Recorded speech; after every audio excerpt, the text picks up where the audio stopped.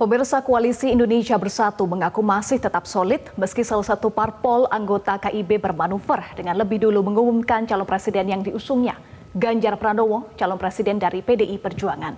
Benarkah Koalisi Indonesia Bersatu akan tetap bersatu ataukah hanya menunggu waktu untuk berpisah dan bertanding di pemilihan presiden 2024 mendatang? Kami akan membahasnya bersama dengan Direktur Eksekutif Poltreking Indonesia, Hanta Yuda. Selamat siang, Mas Hanta. Selamat siang, Eva. Iya, Mas Hanta, P3 resmi dukung Ganjar, Golkar usung Airlangga, PAN belum memutuskan. Apakah Koalisi Indonesia Bersatu akan tetap bersatu, Mas Hanta? Ya, relevansi KIB menurut saya sudah semakin lemah ya, ketika P3 sudah memutuskan mendukung Ganjar bersama PDI Perjuangan, sementara dua partai lainnya belum menentukan. Kita lihat ujungnya, kalaupun nanti kedua partai lainnya akhirnya memiliki pilihan yang sama, mungkin mereka akan mengatakan di bagian ujung pasti solid. Tapi untuk hari ini menurut saya sudah tidak relevan untuk bicara KIB, kecuali Partai Golkar dan PAN ini melanjutkan koalisi baru mereka berdua untuk melakukan komunikasi dengan partai-partai lainnya. Karena kita tahu PAN dan Golkar tanpa P3 pun membangun suatu koalisi, mereka melampaui persyaratan minimal 20% perolehan kursi. Itu yang saya kira bisa kita baca dari perkembangan KIB hari ini. Tapi kalau soal koalisi itu terbangun, Eva, karena ada kesamaan dukungan dalam satu bangunan sikap politik. Dan hari ini sudah mulai berpendar, ya, mulai berpisah. P3 sudah kalau kita lihat peluang, kalau P3 sudah terkonfirmasi, sudah bisa diprediksi sejak awal.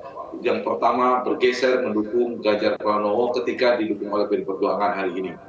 Sementara Golkar kecenderungannya komunikasinya semakin intens, sepertinya kita bisa prediksi juga kemungkinan bersama Prabowo-nya juga cukup besar. Nah, kalau PAN masih 50-50 kalau kita perhatikan dari pergerakan partai-partai ini. Itu mungkin dari sementaranya pergerakan dari tiga partai ini.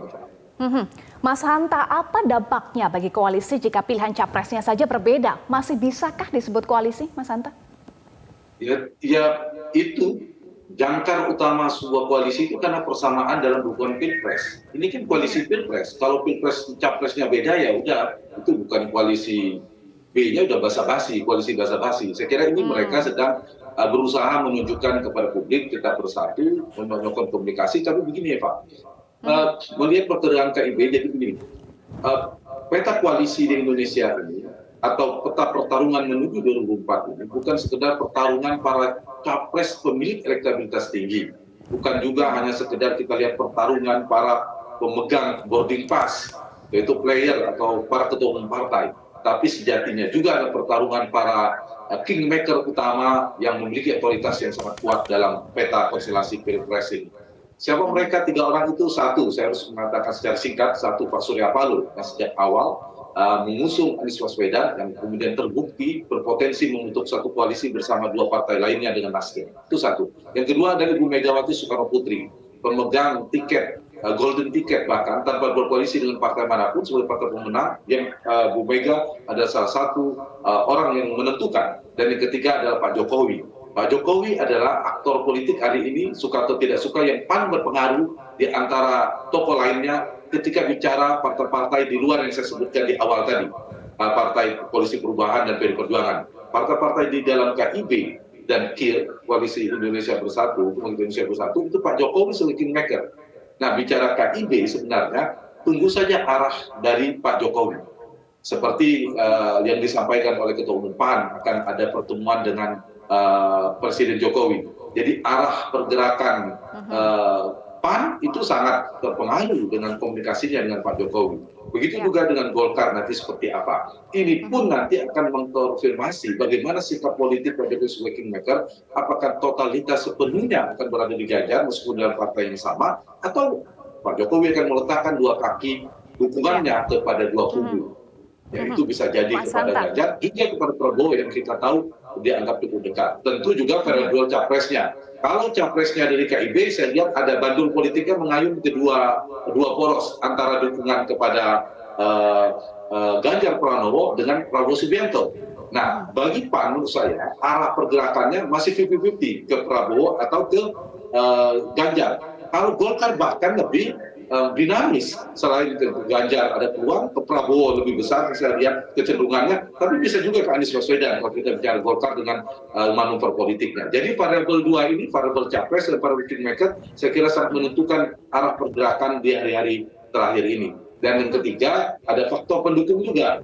Mereka semua ini, partai KIB ini, Eva, ada partainya kendaraan para cawapres sebenarnya hari ini. Kita lihat Airlangga kalau mau realistis dia bicara capres, sekarang adalah cawapres. Tapi cawapres mana yang lebih diterima oleh kubu Ganjar sama kubu Prabowo kalau kita anggap Prabowo ada poros. Begitu juga P3 kecenderungan membawa Sandi, PAN membawa Erick Thohir. Nah, dengan mereka membawa aspirasi sebagai cawapres ini saya kira menjadi variabel juga. Ditambah sedikit lagi adalah faktor kotel efek, faktor dari insentif elektoral, politik elektoral yang mereka dapat lebih menguntungkan kemana. Tapi yang dua terakhir itu hanya faktor pelengkap. Variabel utamanya lebih pada arah si kingmaker tadi yang saya katakan Pak Jokowi, dan mereka mendapatkan aspirasi apa sebagai cawapres mana yang lebih diterima. Begitu. Baik. Mas Hanta, kalau Mas Hanta sebut ya, koalisi ini disebut koalisi basa-basi dan masih tinggal menunggu arahan dari kingmaker saja. Sampai kapan koalisi ini akan bertahan, Mas Hanta? Arahan apa yang Anda maksud? Ya, begitu ada satu saja ternyata antara PAN, kalau PAN misalnya akhirnya ke Ganjar juga, mungkin masih relevan, mereka akan mengatakan bertahan. Tapi satu saja kemudian sudah menyatakan mendukung Prabowo misalnya, Pak Erlangga dan Golkarnya, maka sudah tidak relevan bicara KIB lagi. Hari ini juga sebenarnya sudah berbeda mereka dalam sikap politiknya.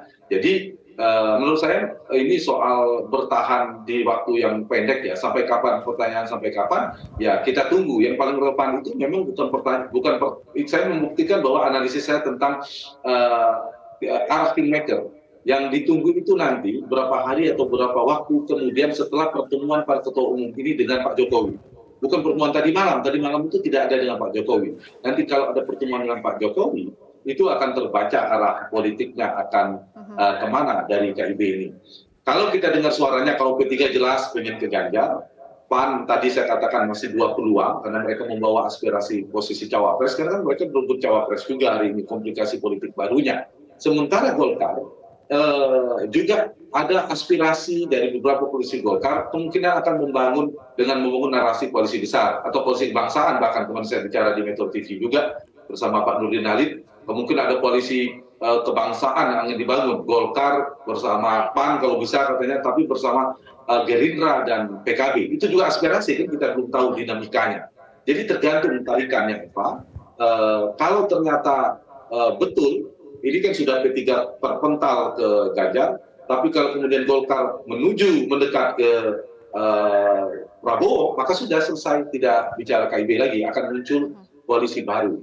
Jadi opsi bagi kawan-kawan berkawannya KIB saat ini ada dua sebenarnya. Satu, mereka yang sisanya ini PAN dan Golkar ini kemudian membuat opsi baru. Opsi baru apa? Kalau mereka sendiri berdua cukup, tapi itu kecil kemungkinan. Opsi barunya mereka membangun sebuah koalisi baru, sebagai koalisi cawapres misalnya bersepakat ditawarkan kepada salah satu. Baik. Ini juga kecil. Dan paling mungkin yang ketiga. Yang ketiga ya semuanya akan memiliki sikap politik yang berbeda. Dugaan saya hanya dua, kalau saya bisa analisa, ketiga-tiganya ini akan berpisah, di mana ada yang ke Ganjar, ada yang ke Prabowo. Baik. Atau ini kemungkinan kedua, tapi tidak lebih besar dari yang pertama, ketiga-tiganya akan ke Ganjar Pranowo. Tapi untuk konteks Golkar, saya melihat agak sulit untuk dalam waktu dekat membaca akan menuju ke Ganjar. Karena PDIP dan Ganjar saya lihat tidak mengirimkan signal membutuhkan Golkar, lebih membutuhkan kawan koalisi berbasis religius seperti PAN dan P3. Tapi lagi-lagi masih dinamis ini. Eva. Masih dinamis, tunggu waktu, tunggu arahan dari kingmaker, apakah tetap menjadi koalisi Indonesia Bersatu atau menjadi koalisi baru. Kita tunggu ya. Mas Hanta, terima kasih. Direktur Eksekutif Poltreking Indonesia, Hanta Yuda, sudah bergabung bersama kami di Metro Siang.